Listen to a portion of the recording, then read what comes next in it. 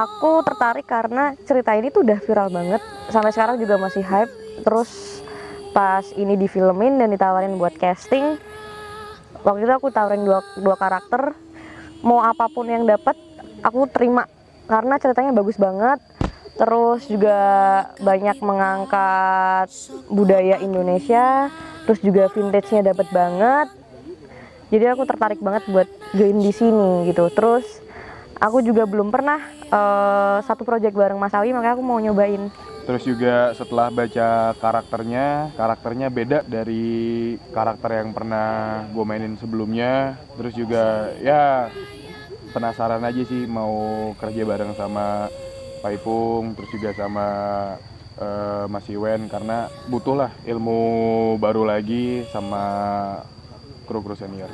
Pertanyaan kedua, bagaimana bekerja bersama sutradara Alwi Suryadi dan pemain film? Jujur kalau Duluan aja Pak. Bisa. Monggo Pak. Apa ya? Ya.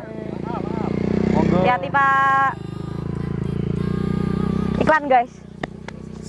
Ya kalau gue sih seneng banget di project ini tuh bisa ketemu sama orang baru, tapi ya antara baru nggak baru lah gitu. Akan ini gue pernah bareng, Adinda Thomas pernah bareng, Fajar Nugra pernah bareng, Tisa Biani sebelumnya udah pernah kenal. Terus kalau Calvin Jeremy baru banget kenal dan baru produksi bareng, sama kayak Tisa Biani juga baru produksi bareng. Penasaran juga main sama aktor senior Mas Kiki Narendra, terus juga Mas Andri, Kaulia Sarah gitu. Kalau aku happy banget bisa syuting bareng Mas Awi. Ini pertama kalinya aku syuting bareng Mas Awi, dan aku lihat rekodnya Mas Awi, dia menciptakan film-film yang box office, terutama di horor gitu. Jadi setelah tahu film KKN ceritanya keren, terus yang ngedirect juga Mas Awi, aku mau join gitu. Kita bener-bener apa ya, gue sih ngerasa kayak ada keluarga baru sih gitu di syutingan ini. Dimulai kayak masing-masing karakternya kayak dia nih. Kenapa? Salah satu orang yang epic juga sih gitu. Oh, bener, kamu nggak dendam sama aku? Enggak lah, meskipun dia suka taekwondoin orang-orang gitu, tapi Bohong. nggak apa, berhubung gue juga strong jadi aman aja gitu kalau ketemu sama mantan atlet Indonesia taekwondo, ya sih. Haha. Ya masing-masing background lah, seru banget lah. Kayak Calvin yang sebagai penyanyi, terus juga kayak Fajar Nugra stand up gitu. Seru lah bareng sama temen-temen di sini. Nggak bisa gue jelasin terlalu gamblang dan terlalu banyak, karena ya seneng aja intinya bareng-bareng sama pemain-pemain KKN di Desa Penari ini. Semua pemain. Tantangan terberat selama syuting KKN yang kalian nggak sabar pengen kasih nih ke penonton? Ini syuting di day ke-21. Kita lagi mau berangkat ke desa KKN-nya, dan itu medannya waktu kita naik motor tuh bener-bener kayak gitu kan. Itu naik motor, enggak jalan darat tuh, yang bener-bener naik motor yang kayak gitu, dan udah beberapa kali tuh aku mau jatuh gitu loh. Gila sih. Dan itu kayak bolak-balik kan, take-nya ada yang shot drone, terus ada yang naik kameranya di motor yang gitu-gitu tuh, dan itu kayak perutku sakit banget. Tapi itu setnya bener-bener keren banget, bener-bener kita kayak lagi ada di dalam hutan, dan itu jauh banget mau menuju ke desa KKN-nya, dan itu memerlukan mental yang sangat kuat untuk sampai ke desa KKN. Gue seneng sih di scene itu, di posisi dimana banyak rasa campur aduk tapi harus gue keluarin di dalam satu scene, dan itu ya seneng lah. Di setiap film pasti ada tantangannya, dan juga di film KKN di Desa Penari itu juga ada salah satu, nggak cuma salah satu sih, lumayan banyak lah. Well, yang paling the best adalah waktu kita jalan menuju ke desa KKN ini. Itu bener-bener aku sama Tisa, iya di desa KKN kita, di Desa Penari, bener-bener perutku tuh setelah tek kayak mau muntah gitu, agak-agak mual gitu gara-gara jalannya saking rapinya gitu. Saking rapinya, tapi kita tetap semangat syuting. Mulus banget ya. Treatment khusus untuk pendalaman karakter? Treatment khusus untuk pendalaman karakter lebih ke arah detail aja sih, detail ketika pencarian karakter gitu. Tapi kan kayak setiap aktor kan pasti sebelum proses reading, sebelum proses produksi pasti kan semua aktor ngerjain PR-nya gitu.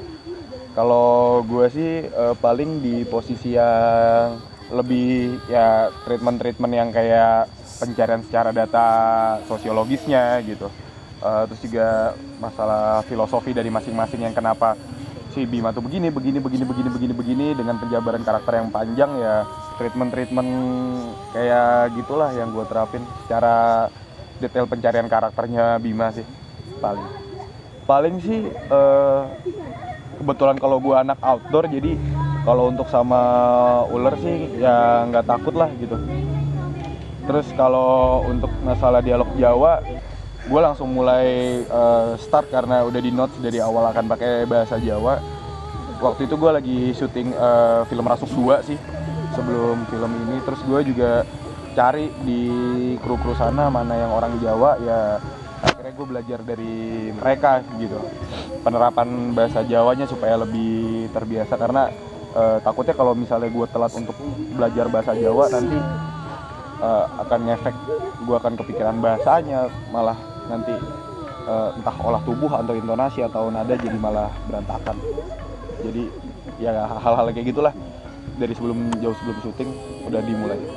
Kalau aku sendiri ya pasti sama ya, kita ada bedah naskah, terus kita juga ada bedah karakter, terus kita ada reading. Yang paling khusus tuh di sini aku ada belajar tari khusus Jawa Timuran gitu. Terus ada dialek juga Jawa Timur, walaupun aku orang Jawa yang emang sehari-hari kalau di rumah tuh sama ibu atau sama keluarga, sama temen yang ada di Semarang aku ngomong Jawa, tapi tetap aja ada yang beda gitu di Jawa Timur gitu.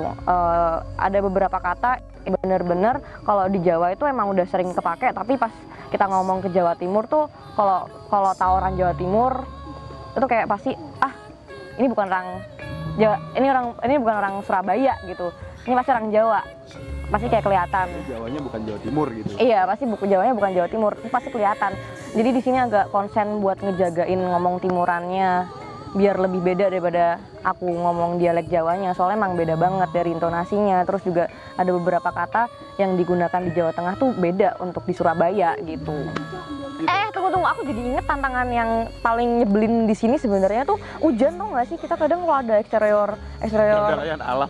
Iya, kalau ada eksterior gitu itu kadang suka kepentok sama cuaca gitu, dan itu bikin utang scene gitu. Cuan-cuan.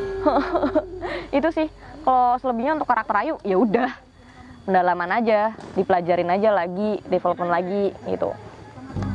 Pertanyaan terakhir, setelah nonton KKN ini penonton akan dapat apa? Semoga ada pelajaran yang bisa diambil dari film ini, biar nggak sembarangan kalau kita lagi main ke daerah orang lain. Ya kalau untuk Lebih berhati-hati lagi. Untuk pesan, kalau yang gue harap sih adalah ketika ekspektasi pembaca dan visual yang kita hasilkan, audio visual yang kita hasilkan itu semoga setara sama ekspektasinya penonton, dan kalau bisa sih lebih gitu. Nonton dulu, pasti tahu apa yang bakal didapat kalau udah nonton. Jangan lupa saksikan film KKN di Desa Penari di seluruh bioskop Indonesia.